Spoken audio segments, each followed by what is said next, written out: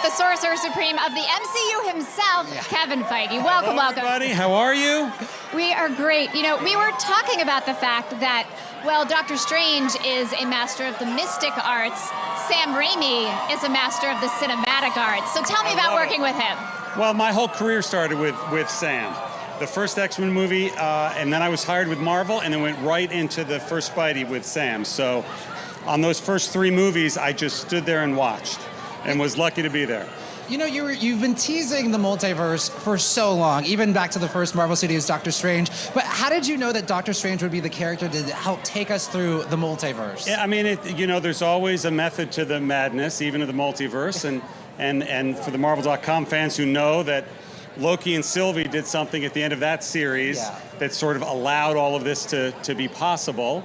He Who Remains is gone, and that allowed a spell to go wrong in Spider-Man No Way Home, which leads to the entire multiverse going quite mad in this. I feel like you just connected something for me that I don't know. Was It's that there. Did we just get a scoop? I feel like there. we just got a scoop. It's all connected. all there. Okay, It's all there, right. it's there. It's all there. So it's fun, right? This is absolutely a sequel to the first Doctor Strange, but also to Infinity War and Endgame, also to WandaVision, and that really just let us have an embarrassment of riches of like such an amazing cast and amazing stories, and then Sam Raimi tying it all together. Right, so what made this particular film the one where you said, this is where we get to go scary and spooky and explore horror? Because Marvel does such a great job of pairing genres with different kinds of stories. You know, it came up early on, and our executive producer, Scott Derrickson, had a great thought of that there hadn't been sort of those PG-13 scares for a long time. And if you think back to the Indiana Jones movie, and there's another one coming from Disney soon, that there were scary moments in those. And you hadn't seen that much anymore, and Strange felt like the character to do that with. And now with Sam behind the camera, I'm very excited for people to finally see what that means and who is scaring who. Yeah. Well, you know, something that you were talking about earlier is, you know, you've got the Disney Plus shows, you've got the movies. How do you all keep it all? I mean, it's one connected story. How do you keep it all together? Marvel Studios has the best team of creatives in the business. Many of us have been together for over 15 years, and that's a rarity in this business, in this industry, because we love it, because we love working very, very hard to get to this moment where everybody's waiting and anticipating finally being able to see it.